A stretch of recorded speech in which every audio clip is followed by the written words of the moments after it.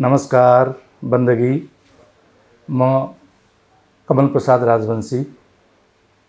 राजवंशी समाज विकास समिति को केन्द्रीय अध्यक्ष।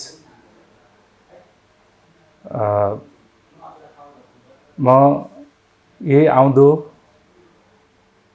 श्रावण 24 गते 32औं अन्तर्राष्ट्रिय आदिवासी दिवस अगस्त 9 को सन्दर्भमा सम्पूर्ण देश विदेशमा रहनुहुने आदिवासी जनजाति तथा सम्पूर्ण नेपाली दिदीबहिनी दाजुभाइहरूमा